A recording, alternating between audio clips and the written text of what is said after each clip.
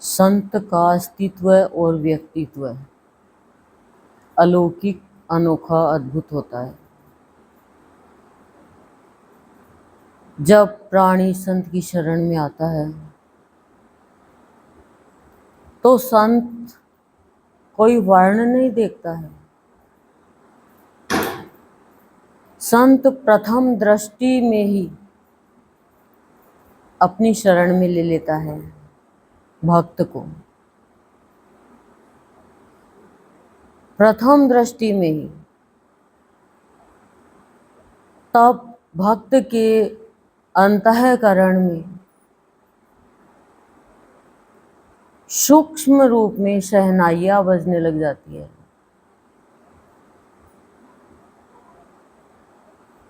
खुशियाँ इर्द गिर्द रहने लग जाती है।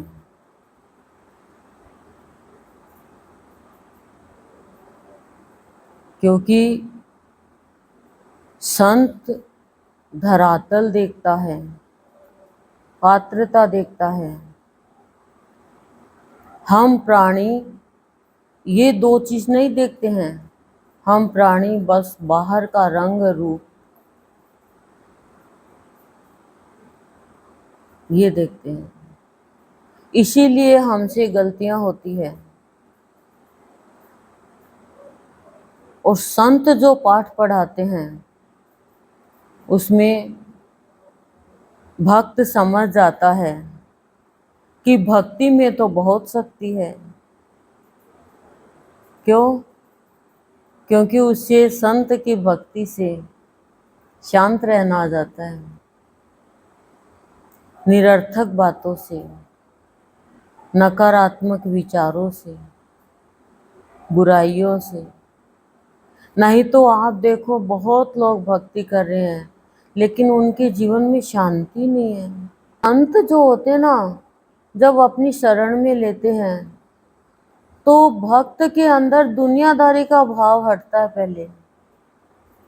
क्योंकि दुनियादारी का भाव हमें अशांत करता है और अपने इष्ट का भाव, अपने सद्गुरु का भाव रहने लग जाता है।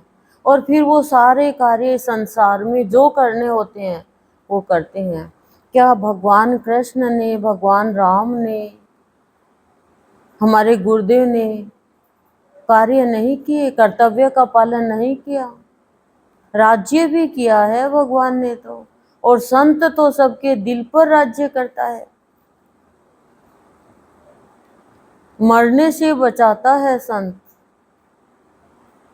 जान फूंक देता है अपने भक्त में।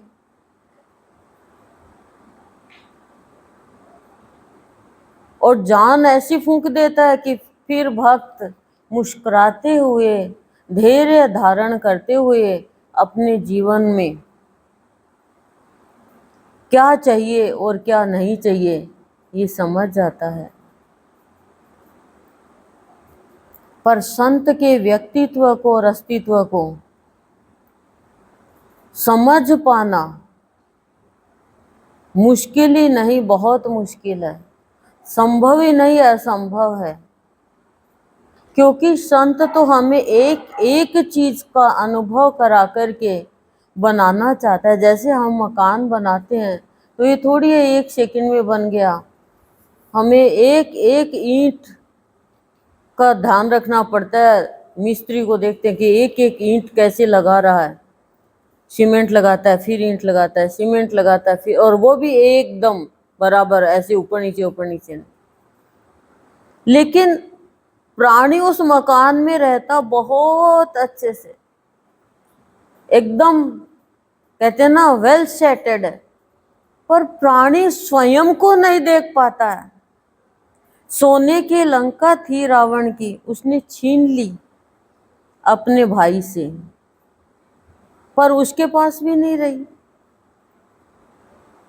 आज दशहरा क्या कह रहा है कि रावण के जैसे अवगुणों को छोड़ करके राम के गुणों को अपनाना है। नहीं तो ये 10 जो हमारे इंद्रिया कर्मेंद्रिया ये हमें हरा देगी और हम राम तक पहुंच ही नहीं पाएंगे। स्वयं राम चलकर चले गए लंका में, फिर भी वो समझ नहीं पाया। खाली अपनी मैं के कारण। मैं के कारण हम झुकते नहीं हैं तो रुक जाते हैं। मैंने हमें रोक दिया, रुकावट के लिए खेद है, मैं आ गई। कौन सी रुकावट? भगवान से प्राप्ति में, भगवान को प्राप्ति में। टीवी में आता ना, रुकावट के लिए खेद है। तो ऐसे ही मैं कह रही है, मैं के कारण रुकावट के लिए खेद है। वास्तव में हमें सच्चा प्रेम हो जाएगा ना, तो फिर हम किसी की प्रशंसा नहीं करेंगे। वो प्रेम ही क्या जो प्रशंसा चाहिए। प्रेम जब सच्चा होगा गोपियों के जैसे, तो हमारी जितनी भी आशाएं हैं, महत्वाकांक्षाएं हैं, इच्छाएं हैं, अभिलाषाएं हैं, वो पूर्ण होती हुई चलेगी, पूर्णता में, अनंत में मिल जाएगी। क्योंकि प्रेम है वो कभी बुराई के रास्ते पे चलता ही नहीं है।